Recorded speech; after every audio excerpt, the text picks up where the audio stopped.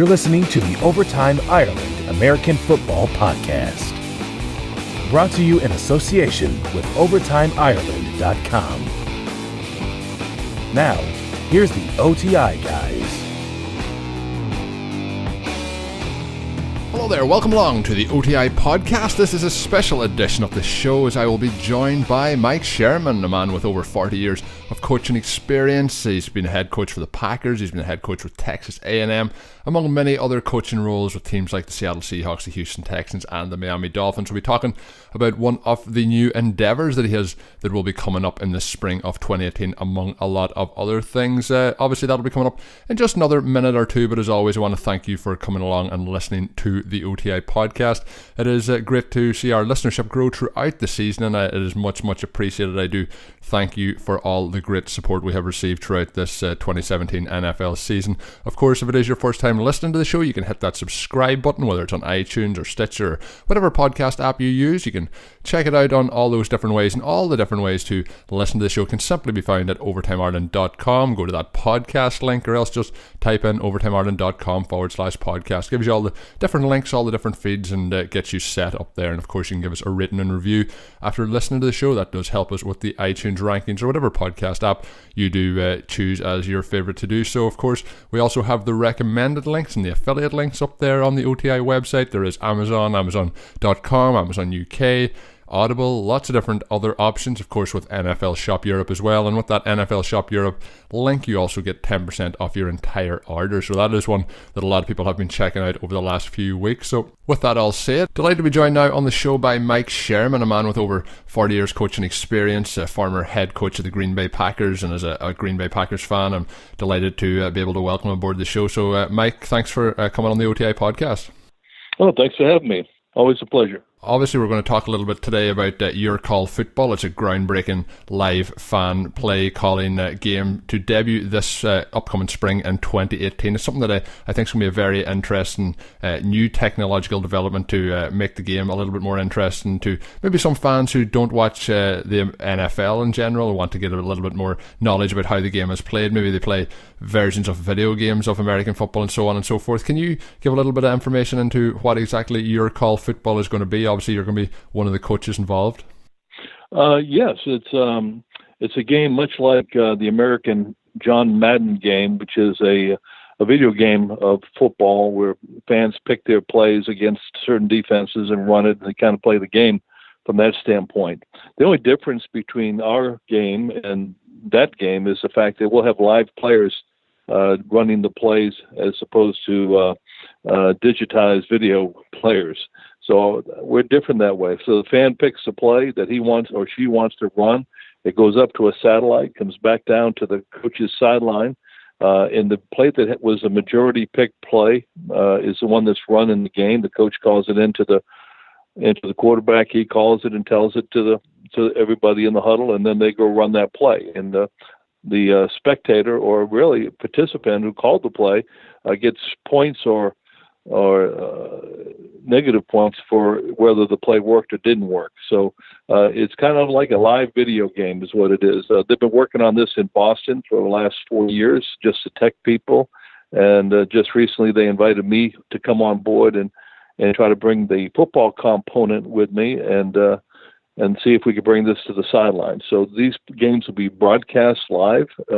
Someone could sit at home or a local pub and play this game as it's being played live and be able to actually pick out the plays that he or she would like to see run. Yeah, it's going to be a little bit like taking reality TV, video games, the actual American football game in general, taking it all together, placing it all into one big bowl and having a very interactive experience. And you mentioned there with the players being on the actual field. The players in this, where are they going to be made up from? Is it kind of NFL hopefuls, maybe some former NFL players? How is it going to work up that the teams match up in this? Just as you said, players that have been in the NFL that maybe are trying to get back in, players that have graduated from college, maybe they were in an NFL camp and got cut because there are too many numbers or because of an injury. So this gives them a chance to showcase themselves to the coaches and general managers in the National Football League and also Canada. So it's kind of gives them a chance to develop and be seen. by professional scouts and coaches to see if they can make it to the next level. And obviously, with the NFL, what do you think your call football offers to an audience? Obviously, the interactive aspect, but different to other TV options, and of course to the NFL.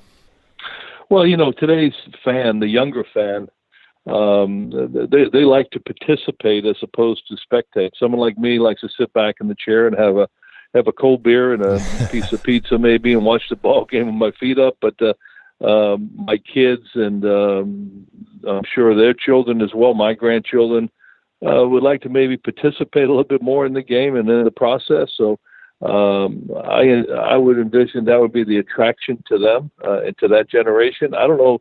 For me personally, I'd probably just rather sit back and watch the game. But the younger generation is very active and very participatory.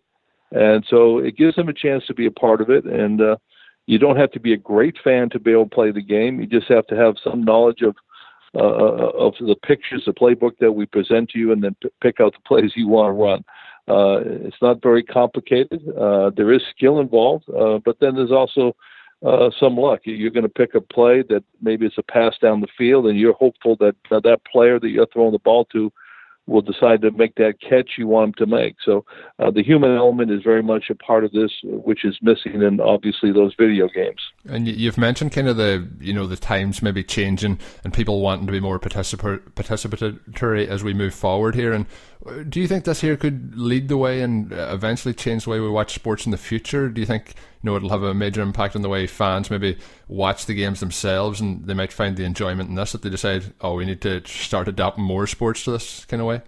Well, I don't know about that. I mean, I think people still want to sit back and watch a Michael Jordan play basketball or Brett Favre play football, Big Papi play baseball. So I think those elements, those great players are still going to be, there's going to be a fan base that wants to watch them play. But this does, with fantasy football being tremendous part of life over here in the States, and I don't know how it is over there in Ireland, but in the States, fantasy football, picking your team and your players is such a big thing. This is kind of playing off of that just a little bit. And as we grow with this business, with this company, with this idea, maybe there's an element of fantasy football in this as well, where people can pick their teams, pick their players, and then also pick their plays. Yeah, and you mentioned fantasy football in America. It's growing, especially with the games in the UK here each year. It's growing absolutely dramatically, and there's lots and lots of people like myself over here that do weekly or multiple shows a week based on the NFL and fantasy football. So it's just growing dramatically, and this is another interesting aspect of it. If you want to find out more for the listeners, they can check it out at yourcallfootball.com. The game will be based from an app which you'll be able to download early in the spring, but the best way to find out all the information is that website, yourcallfootball.com. So you mentioned there Brett Favre, and I know with you being the head coach of the Packers from 2000 to 2005, you had 5 consecutive winning seasons, 3 divisional titles, and Brett Favre was obviously your QB there. So what was it like coaching Brett? I know I watched him for many years on the TV, and I was sitting back and having a slice of pizza watching him, but you were on the sideline getting to coach him, get to work with him in the locker room. What was it like coaching Brett Favre? Well, I was a young coach when I took over the Packers and had never been a head coach before. He'd been an NFL or Super Bowl MVP and had attained quite a bit by the time I got there. So felt very fortunate to be there. It was a situation that a player, a Pro Bowl player, future Hall of Fame player like Brett Favre could have taken advantage of, but he never did. He always was respectful. He practiced extremely hard. He wasn't, believe it or not, I think people probably thought he was very vocal, but he wasn't vocal. He basically led by example. The media would ask me after a game, boy, that throw far through for a touchdown when he was going down to his right, almost on the ground, and he kind of threw it up and got it into Donald Driver's hands. Have you ever seen anything like that before? And I'd have to comment, yeah, I see that in practice all the time. That's how he practices the game. He practices the game exactly how he plays. And so it really helped us as a team elevate our play, because if the best player on your team is practicing as hard as he possibly can every single day, and even when he had injury, to get out there on one leg and still try to participate in practice, it sent a message to everybody else that this is how it's done. If the guy on the team that's the star player puts this much into his work and into his position in football, then the rest of us ought to be following suit. So he brought a lot to the table that way, with leading by example, and always going out to practice and never wasting a rep, always trying to make a play.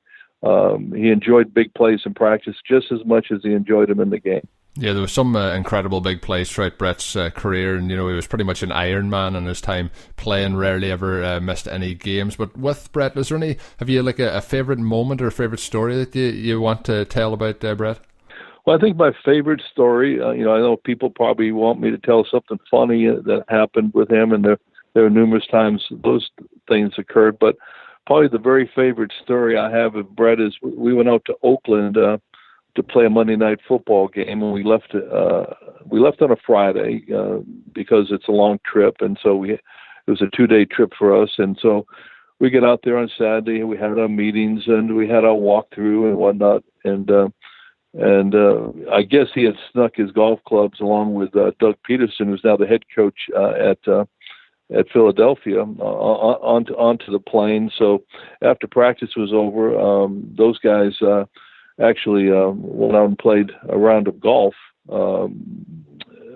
which wasn't a problem, but I probably wouldn't have wanted them to do that at the time, but they did, and there's certain things the head coach doesn't know about just as well sometimes. So anyways, they were probably at 13th, 14th hole, and Doug Peterson gets a call, and it's from Brett's wife, Diana, and tells Doug that she can't get a hold of Brett, but that Brett's dad had passed away. And so Doug had to relay that information to Brett. Brett, obviously was very distraught and disturbed by the news, and they obviously quit playing golf, went back to the hotel, and Brett went up into his room, and then I got a call from his agent that told me the same thing. And by the time I get up to Brett's room, the word had passed throughout the hotel, and there were numerous people in his room talking to him. And again, he was very emotional. His dad was his high school coach and had been everything to him in relationship to football. And so we cleared out the room, and I talked to him, and it was getting later, and we were going to have a team meeting pretty quickly. And before you know it, I said to him, I said, "Hey, listen, if you want to go home," I said, "everybody certainly understands the situation." And we were in a tough position because we had to win out to win the division, which we ended up doing. And we had just won our last three games, and this was hopefully going to be our fourth one in a row. And I think we just played San Diego the week before. But anyways, he said, "Well, I don't know what I want to do," and so forth and so on. I said, "Well, at the very least, can you get down and talk to the guys? They're all worried about you. They want to make sure you're okay. And we got a meeting here at 7:00. So he said, "Yeah, I'll go down and talk to the guys." And so what happened was we went down, when we walked in the meeting room, and usually when you walk in an NFL meeting room, it's not real quiet unless you just lost a ball game. But it's usually pretty noisy and raucous and so forth. But you could have heard a pin drop. Well, anyways, he gets up in the front, and everybody's looking at him, and he's teary-eyed, obviously, and he explains to everybody. He says, appreciate everybody's concerns and whatnot, but he talked about how much he loved his dad and how important his dad was to him. And Brett never shared much personal stuff with anybody, so this is new. The players had never seen this side of him, and so for him to share something very personal about his relationship with his father was kind of unique. And then he talked about how much he loved his teammates, and they all about dropped dead because he wasn't really that type of player that would tell them that at any time in the past. And this is really the first time that he expressed how much he cared for everybody in that room, coaches and players alike. And then he talked about how much he loved the game of football and what it meant to him and what it brought him in his life. So, then he announced that he was going to play the game the next day at that point. And, everybody surrounded him and, told him they had his back and, we'll win the game. Just don't worry about it, and so forth and so on. Well, make a long story a little bit shorter, all the next day, Monday, when we get to Monday, the media is painting a picture that Brett Favre is going to go out there and win this game for his dad. And so the pressure was mounting for him to go out and have a great game. And we all know that life doesn't always work out the way we would like it to, and if he would have a picture perfect game and honor his father, and life just doesn't deal those cards very often. And so we go through the day, and it's a long, long day to get to Monday night. We get to the locker room, and usually he's jacking around in the locker room and kind of making me upset because the younger players don't, they can't handle it. He could handle it, but the younger players can't. But he was real quiet. I've never seen him that quiet. His right foot was going up and down, constantly. I went over and checked on him, and, I said, "You okay? You going to be okay to go?" He said, "Yeah, I'll be all right." So then eventually we walked out on the field, and Oakland Raider fans, as you know, being a football fan, they're very different. You don't know what to expect. But we walked out on that field, and he got a standing ovation like no other player ever got in Oakland. And there's tears coming down his eyes and my eyes and everybody else's eyes that they would acknowledge him and what he was going through, in spite of the fact that he was the opponent and the competitor of the day and so forth and so on. So we get over on the sideline, we win the toss, and I told him, I said, I'm going to keep the ball on the ground. You're not going to have to do much. I'm going to give it to Amon Green as much as I can and, take the pressure off of you. And he said, "Don't worry about it, just call it like you see it." And so we go out there, and by halftime, I told him we were going to run it. He threw for 300 yards by the half.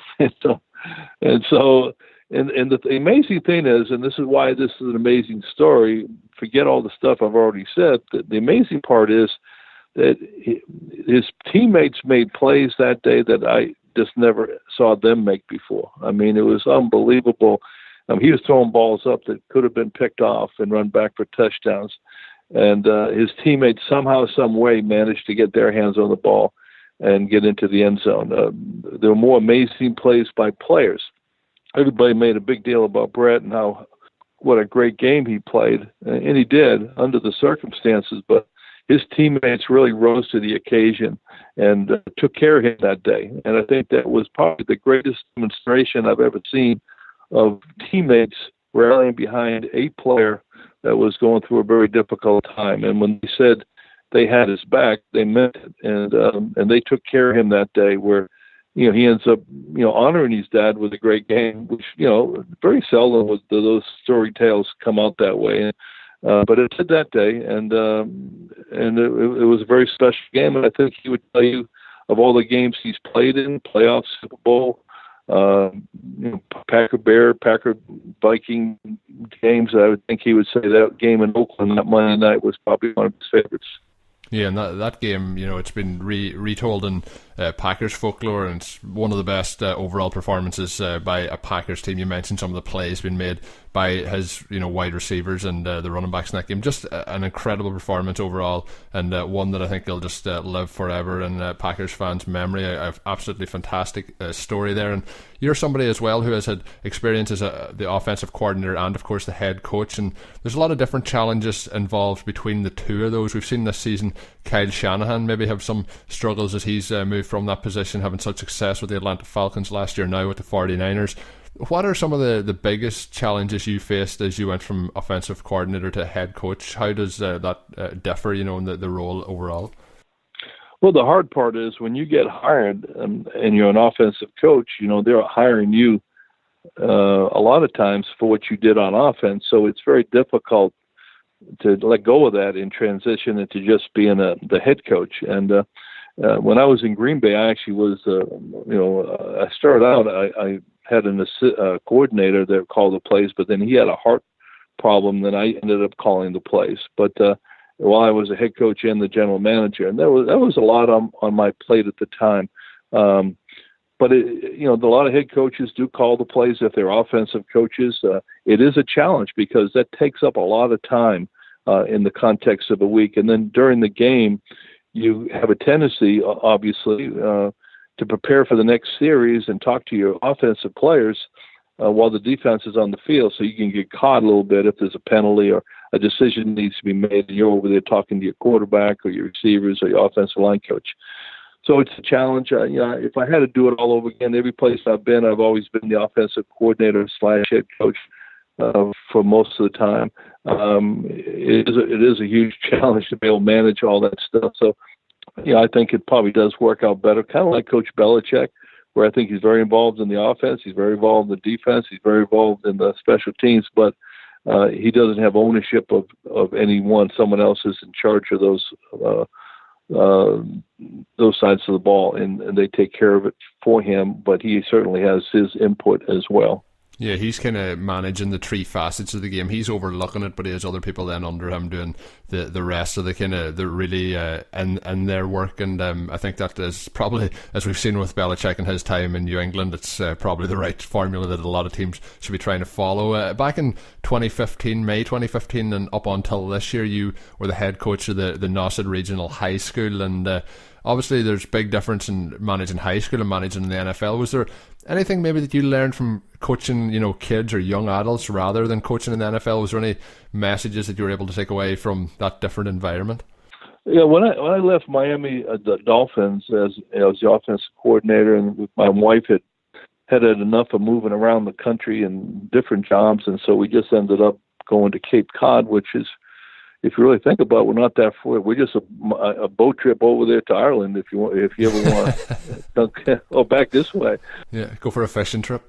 Yeah, there you go. But I was asked numerous times if I'd coach this high school team. This high school team is on the National Seashore, which was created by President John F. Kennedy years and years ago, back in the '60s, and it's really the only high school on a national seashore. There's a lighthouse. That's when they talk about the sharks on the shores of Cape Cod. That's exactly where they are, looming in the water, eating up all those seals and whatnot.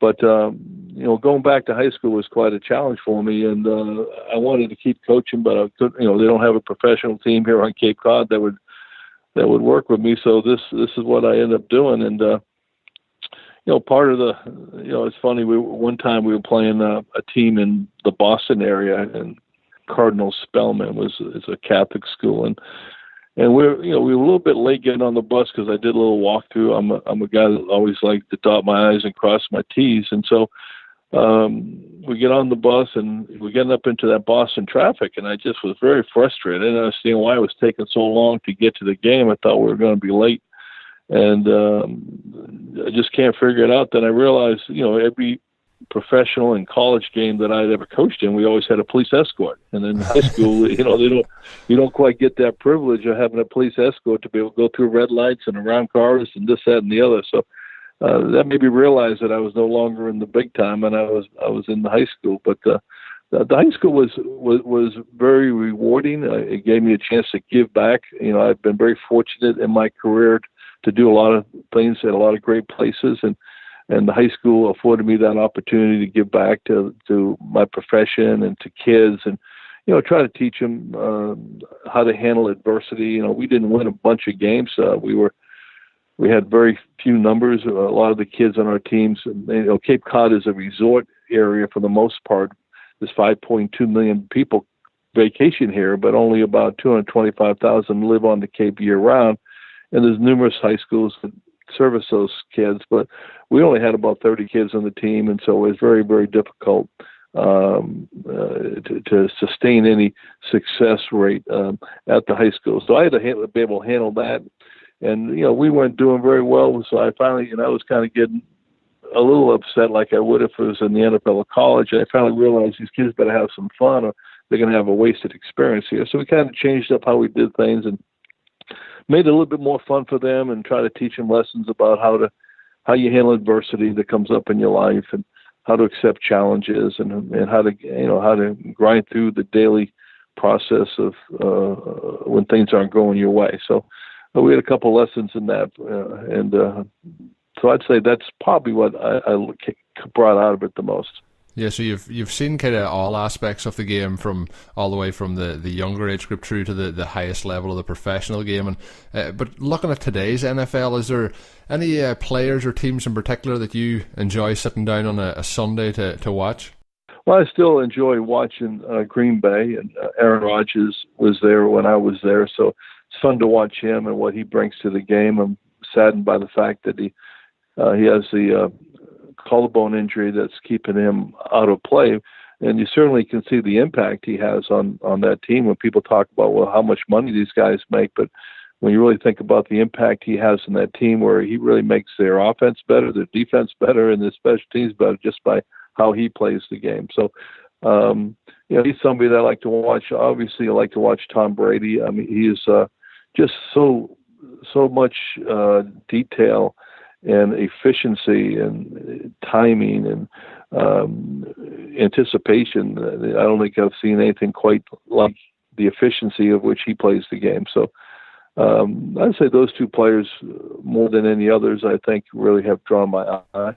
Yeah, and Brady obviously his ability to adapt over time has been incredible. You mentioned as well there Aaron Rodgers, and obviously Rodgers has the collarbone injury. There's a possibility he could return in the next couple of weeks. Really, it'll be a case if the Packers are still in playoff contention if they activate him from IR. But if you were were you ever in that situation as a head coach where you had a player who maybe was wanting to get back from an injury, but you were afraid then of his long-term future, similar to with Aaron Rodgers this year? Say if the team have a chance to make the playoffs and he come back and re-injured that collarbone, have you ever had that concern with a player? Well, fortunately for me, I always had, as a quarterback, I always had, and that's the player that impacts the game the most, more than likely. I always had Brett Favre, and he always played, and he was a true Iron Man in the National Football League, and there were even times when, during the course of a game, he might have come out of the game and couldn't return. I mean, one time he sprained his he might have sprained his ACL or his high ankle and stuff like that, and he ended up finishing the game. But then he was coming off the field, and the doctors were saying, "Well, he'll be out next week." And I said, "Well, if you tell me he's out next week, that means he's going to have the best game he's ever had, and he'll be playing, because you can't tell him he can't do something. The minute you tell him he can't do something, if you tell him you can't hit the goalpost 50 yards out with this football, he's going to stay there till he does it." So, I mean, that's just the way he was. So I never really had to lose a player of that stature that and Aaron Rodgers is. And I can't remember of ever losing anybody and having to make that decision later on whether to play them or not. And we're going to have a little bit of fun. I'm going to put you on the spot now as we finish up. Obviously, the reason everyone plays in the NFL is to win that Vince Lombardi trophy at the end of the year. So we're moving now briskly towards the playoff scenario. The picture's becoming a little bit clearer. Have you anyone in mind that you think could be winning it all when we get to February? Maybe I'm going to counter it by saying outside of the New England Patriots. Well, I'm glad you did that, because that was probably what I would pick. I'm very impressed. I'm very impressed with the LA Rams. They've really done a good job. I know they lost here lately, but they have a very good defense. They have a young quarterback who's exceeding expectations. Good receiving core, good running back. So, they're. I don't know if they can get to the Super Bowl, but and obviously they would have a ways to go, but they're a team that has impressed me. My son-in-law is also on the team, which I guess makes me favor that just a little bit. My daughter's out there in L.A. with 3 children and 1 on the way, so I guess I look at them a little bit and see the success that they have with their defense, and then how they've managed. A young head coach, Coach McVay, has done a phenomenal job with that team. So that'd be one group, and then Philadelphia really has done a very, very good job.